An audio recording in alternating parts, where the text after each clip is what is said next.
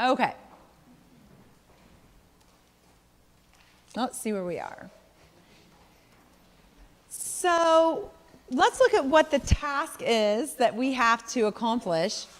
636 resales, 165 new sales, and a total of 801 net USC by August of this year. You currently have 234 net. So you need 75 to 80 per month combined company-wide to hit your budgeted goal. So it's interesting when you look at it big picture, right? It's a lot of pressure. So at least you can focus on your community. Everyone focuses on their own community. So this is what we're trying to accomplish, and we want to really accelerate, get ahead, and then we want to keep selling for the new year, get ahead of the new year, keep pushing those, working with the ops team to help push those move-ins through. And to do this, we want to work smart, not hard. I'm going to keep on driving that to you. So here's your options as we get ready to go into the actual training, which we'll split between today and tomorrow. Your options truly are yours. I leave in 2 days. We're with you for 12 weeks. I want to impart everything I can to help you. I'm so passionate about what I do. I love to watch people's light bulbs go off and learn and see them hit huge sales goals they've never hit. But the reality is it is your choice. You can continue doing things your own way. It's not going to change my life, all right? But I really, really hope that you will execute what you learned, as so many people have done before, and do things you've never done. So you can work what I call long and hard and meet or not meet your USC goals and be stressed out, kind of winging it, doing the best you can. We all know how that feels. Or you can work smart by mastering the ACTS Build Sales Academy. Sorry, I'm so used to saying build. The ACTS Sales Academy. And what we want to do is increase your inquiry to action tour and action tour to move-in conversions, because those are things you have control over. And I've learned as a trainer, if you give people control over what they can control and give them the skill sets to master those things, if they really want to do it, they will. And so remember, I've been in sales my whole life. I've been part of sales organizations, which drove me to create all this training, because no one ever told me how to do it. They always told me what to do, but they never told me how to do it. And I developed this process when I was in life insurance. Can you imagine what a nightmare that was? I was very young, still in college. I'd sold a janitorial company I'd had before, and my brother talked me into going into life insurance because he was number one in his company. And man, I got in there and failed so bad it wasn't even funny. I was the only girl in the entire agency. I was very uncomfortable. My mentor was off having a baby with his wife on maternity leave. I had no support. And so I called my brother and I was like, you better help me. I am failing and I don't like this feeling. I can't get a single appointment. I mean, I was literally smiling, dialing, hitting those phones all day, every day, week after week, no appointments. Could you imagine? And I had a very successful company before that. So I was like, what is going on here? And so my brother, who was in Colorado and I was in Florida, we started talking every day and we started tracking our income producing activity. We would see what would happen. Then we started brainstorming on how do we get more appointments. We'd play with language. Then he went into scientist mode, went down into his basement, and he would start testing phrases that made people say yes, and I would try them. And lo and behold, we started developing some really powerful systems. And so believe me, I know what it feels like to be told, go sell this, right? And at least you have tools. But the goal is, this is definitely the path that I want to show you to get there. So I asked you guys in the survey results, and thanks for filling those out, overall, what's most challenging for you when it comes to the sales process? I was very stunned by this first one, and I think Lori and Megan were too, getting qualified leads. That really kind of told me, though, something too as a trainer, because I do train so many companies all the time, and I'll tell you in a minute what my observation was. Number two, follow-up and moving people forward in the sales cycle. Totally get that. I would think that would have been number one. Converting an inquiry into a tour, and closing and getting the physical check. So those were the orders of obstacles. Thank you for sharing. The only one I want to just ask about is getting qualified leads. The first thing that came to my mind, knowing your organization and the machine you have working to generate leads, and being so, on top of critical, good leads to you, is it possible? I'd like to go back. I'd love to retake this survey at the end of the day. Could it be possible that we're trying to qualify leads too quick, assuming they're not qualified, when the reality is they could be? just something to think about that. And we talked about this last night, and I was telling them, my husband just was in this situation last week. We're building our dream home, and actually looked in my old dream journal. Carrie, that went in there 25 years ago. And I was with a bunch of teenage girls sitting around my table. I'm like, wow, don't ever give up on a dream. 25 years, and we are starting the process this summer. And they're like, 25 years? I'm like, yeah, better late than never. So hey, this, I never dreamed in my life. So, but Dave is interviewing builders, because I don't really want anything, I don't have a lot to do with this.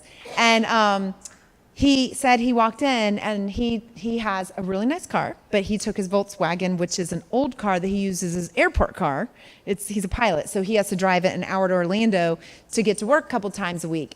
And he said it was really interesting. He went in there, and he said the guy was really distant and really not really talking to him too much, and he was getting ticked because we spent a year designing these plans. We have everything locked down, ready to go. Now we just need to pick our builder. And, he's taking his time away from us to be there and away from his schedule because he's gone a lot. And he said the guy didn't take me seriously. He said, I didn't like the guy. Actually, I didn't want to use him. And then he said to the builder, I see you got a Ferrari out there. Of course, the builder has a Ferrari. And the guy was like, oh, a Ferrari. And they started talking about cars because Dave races a car. And then all of a sudden he thought, oh, maybe there's a possibility this guy can afford this house. Why would we be talking to you? You know what I mean? But so the guy already blew it. Dave knew what he was doing. He didn't go there putting on airs. He wasn't dressed real nice. He was in an older car, and the guy totally assumed he was just there to meet with a builder because we have nothing else to do today. You know what I mean? Like, same thing I say about senior living. Why would he go meet with this guy for 2 hours unless we were serious? So, and I just talked to Dave again yesterday. He's like, so we have our 4 builders. He's like, I'm pretty sure I'm not going to use that guy because he left a bad taste in Dave's mouth because he summed him up really fast. And I don't think the builder in any way meant to do that. But he didn't want to waste his time with someone that couldn't afford him. Let's be honest. How often do we do that in our space? And I know this is a really hard one to own, but we're going to be sending you your audio mystery shops, and you can decide for yourself if you did that. But what I hear most often in any kind of life care, CCRC, entry fee type community is an immediate, typically within the first 2 minutes qualification process. And it's kind of like, you can tell, especially if you're listening, that it's, ooh, I know what they're doing, and do you own a home and this kind of thing. The prospect senses that it's not really about them, it's about you at that point. So that's the first thing I thought when I saw that response. And we're going to address that today because no one ever thinks they're doing it, which is why I know everybody hates mystery shopping, but it's one way to find out, is that happening? So we're going to get into this, and I think this, for filming purposes, this is another module. I'm going to do my job there. So what I think we'll do is, if we can go till 10 after, then he can cut that module off. Is that fair, since we just took a break? I mean, we'll still have the same amount of time for lunch. Does that work, Megan, if we go till 10 after? Or we can stop now. I'm going to let you pick. 10. Okay, that way he has an actual length of time. So I have the sales cycle basically referenced on top. So we're in that sort of first stage of the sales cycle. People have to find you. Would you agree? I mean, maybe you've been in the community their whole lives. They know of you. You do have a phenomenal reputation. But in my opinion, if people have never dealt with senior housing, they don't know what ACTS is. Like, no one ever knows what I do for a living. I barely even attempt to tell them what I do for a living. Because when I start talking about retirement living, they're so confused, and they always immediately say, nursing homes, right? I wonder if it's the same for you. And I'm like, no.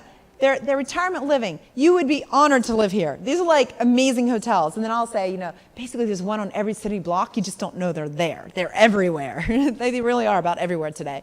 So people have to find you, though. And it's very different when you're looking for a loved one or you're looking for yourself. You enter this world of something you've never really known before. So our goal is, we want a strong inquiry system that makes sure that anybody that calls you to inquire about your property sees the value of coming in for a tour. At least, and I'm going to say at least, I'd like to see you at 50% of the time. Because right now you're sitting at 40 as a company over the last 2 years, which I'm really impressed. We thought from some earlier metrics it was lower. I'm so excited to see it's that high. That is good for what you're selling, for sure. But if you're sitting at 40 and we're bringing training to you, I would like to see go to 50 and ultimately 60. And that might sound insane, but is it really insane to ask that 6 people out of 10 who are interested in what you are offering would actually come in and take a look around? So we want to set a high bar so we can strive to hit it. And we'll be working on what those exact metrics are during our coaching program. So we have a journey that all of our prospects go on. When that time comes that they're deciding to downsize, maybe they lost a spouse, they're going to sell the house, they're going to look at simplifying their life. They probably nowadays go on Google. We know in much of our industry, 50% of people are online looking. That's where a lot of the leads are coming from, but about 50% is online. So Jane Doe is going to start her journey. She's going to kind of not know what to expect. She's going to inquire. She can inquire one of a couple ways. She can walk in the door, she can call you, or she can submit an email inquiry. She can ask for referrals as well, but still she's got to call, email, or come in the door. So this is your first stage of the sales process right here. And then she's going to continue on this continuum of her sales cycle. And you know, hey, the goal is we'd like to go from here to there. we want to move. We want to get them sold and moved in. But this is where all the work is, right here. And this experience, what we found typically, is less than stellar. And I know that everybody wants me to sugarcoat this and be really nice, and I don't want you to hate me, but I'm going to tell you the truth. I mean, that's my job. That's why I'm here. So on the inquiry process, let me zip through that. We'll get to all those later. We know that getting people in the door is the single most important skill factor required to drive occupancy. Because it makes sense, right? Like they all think it's a nursing home, but imagine in their mind, even if they know and you told them you're not a nursing home, a lot of people have had bad experiences like me, my mom, her sister, right? So I always say they magically think when they move in, you're going to shut the door, turn the key, and it becomes a nursing home, right? They're just scared. But when they come to your properties in particular, they got to be blown away, right? I mean, I've been to some of your properties. They're amazing. So getting them on site to see the difference between what you're doing and say a holiday, is that night and day? Absolutely. This for you is so important because once they get there, and I don't even know how there's a comparison, particularly if you're looking at the product of Life Care compared to what else is available. So we need to look at our current action calls to visits. Right now, as a company, it said it was 11%. Because that's what we thought it was. We sat down last night together, really clarified what we were looking for, went through the data and saw it was 40. So is that great news or what? I mean, that is the best news ever. Because I was like, 11%. Because I was doing the revenue growth calculators or trying, and I'm like, oh my gosh. And I'm thinking, well, what bar do we put it at? Like 20? Because in my mind, I'm like, if somebody's looking, we should be at least get them in. So I'm so excited for you guys. And then remember, I know this is hard, but they did call you. You're not being required to cold call yet, right? You're not buying a list and cold calling it, so thank goodness. So in my opinion, I believe this, I always have. If they are calling you, there is a reason. It doesn't mean there's a healthcare need, but there's a need. They might be lonely, bored. They might be just sick and tired of their house. They might just want to change. They see what's going on there. They see your events. Something has gotten them to pull that trigger and respond. And I just want you to think about this, because if they're interested, all we have to do is build the value to get them to come in. And most people, in my opinion, and doing tons of research in senior living, of shopping so many properties myself, to having a mystery shop department that does thousands of shops, what I've learned is people just don't know what it is and they don't know what to ask. Yes? Tracy, I just wanted you all to realize, even though it says calls, it includes any form of inquiry. Right. Yeah. Could be an internet lead like we talked about, or a walk-in. Right. Okay, thank you for clarifying. So if they're interested, we need to get them in. And I always say within 48 hours, now I know your residents more independent, it might not be 48 hours, but we would, let's as a company try to set a benchmark. What is it? What is the goal going to be? And we can discuss that, as we get more into the training. And we were talking last night, I wanted to address something here. Sorry, there's something here I wanted to address that I can't. It'll come back, oh well. So right now, you're all sitting at about 40% as a company, okay? And everything that I'm going to teach you today you guys aren't afraid of the word sales. I work with a lot of people who are afraid of the word sales, especially if they're in ops. We do a lot of ops education now. We're training executive directors. We're training directors of ops. VPs of ops are all cycling through our program so they know how to better lead the sales department. And when you say sales, it's like, they can't take it. They don't love it like we do. So really with them, I'll use words like the customer experience. So everything this program is built upon is making people feel important. And so if you're really like, well, I don't really like to sell, but I like to help people, well, then you're going to love my program because it's all about making people feel visible. I'll never forget my mom. She's 70 now. And when she was like 65, she broke my heart. And she was like, you know, when I walk in a room, no one even sees me anymore. She's like, I used to walk in a room and people would look, they saw me. People don't see me. She's like, I'm invisible. And I mean, she was crying. It was pretty rough. I was like, oh my gosh, like, how do I fix that? And I can't. But if you think about it, it's true. You know, the older we get, our society, we don't see people, especially as they get older. And then sometimes we don't even listen to them. And adult children don't listen to their parents in their 70s or 80s sometimes. And, you know, maybe this is why our training has been such a success in senior housing, because it's all about making people feel important and visible and heard. It's about communicating with them, not talking to them. It's about active listening.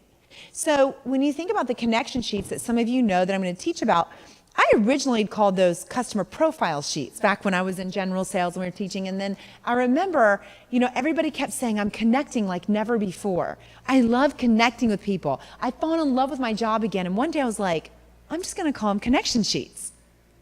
You know, I didn't used to call it a system. And everybody used to say, such an amazing system. Started calling it a system. I listened to what people say, and that's how our company's morphed and become what it is from the students we teach. So this is all about connection. And I want you to take this many ways, just like the time management today, because I think you'll get more out of it. This literally will transform your job in sales. It can transform and save a marriage. It can transform a relationship with your children. I can't even begin to tell you. And so if you think about it that way, that is not just for sales, it's for communication as a whole, I think you'll absorb it and learn it faster and apply it. You're not going to put it in that sales box and only pull it out when you're selling, right? To me, I found that people are so amazing and dynamic and interesting. And when you stop talking and start listening and drilling in and you learn to ask open-ended questions, it's like this whole new world of color opens up and you realize like how fascinating people really are. So that's what's going to be the focus of our program starting today. Now, when receiving inquiry calls, you guys said the person typically calling is the prospective resident. But the second was some of you, about 40, so 70, this was interesting for Jennifer and I, diving in, because we thought it was all prospective resident. 74 of you said prospective resident, 47 said it's about 50-50. Some adult child, some prospective resident. We're going to gear most of the training to the prospective resident, but we do have a tool should it be the actual adult child, because it seems like it's happening more than we thought it was. And then what we're going to do after lunch is I'm going to give you this toolbox, right? So anytime you're making something, let's say you're putting together a desk, you're going to probably grab your toolbox. You're going to have a Phillips head screwdriver. You're going to have a flathead screwdriver. I like the electric drill because you know I'm all about fast. So this is the electric drill of selling, and we're going to give you those tools. But just like a toolbox, you will have to select the right tool. So if I'm talking to a prospective resident, I'm going to have that connection sheet in front of me. Now, you can use the adult child.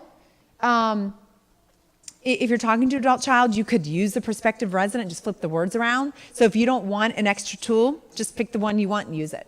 We've customized these all to acts. They're not the same as they were before, but what's the same is they're all open-ended questions. The formula will never change. It's not about us, it's about them. And we cannot possibly move them through the sales cycle without understanding a lot about them. And if you think about shortening the sales cycle, this first system is the key to doing that, really drilling in and understanding them at the core, not kind of at the end when we realize we're losing the sale, we're panicking, and now we're trying to save it and asking all the questions, which we see happen a lot.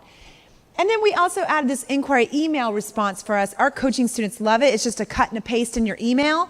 But most people, when they get an inquiry email, will send back like a packet of information. So even if that's an autoresponder and done by the company, we still are going to encourage you to respond with a personal email that you cut and paste, but you tailor the opening. And what we find is by asking questions, people are really opening up, you're creating dialogue, and then you can ask for the number and try to get them to come in. So we're going to have this toolbox, and we're going to discuss this after break.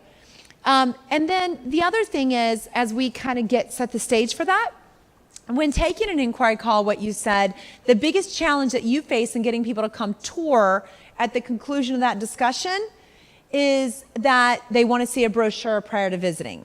Now, I'm going to be honest, the first thing that tells me as a trainer is, one, they're just starting off with, yeah, I wanted to get a brochure and some information on your community, and we're just giving it to them. We're not taking control and redirecting.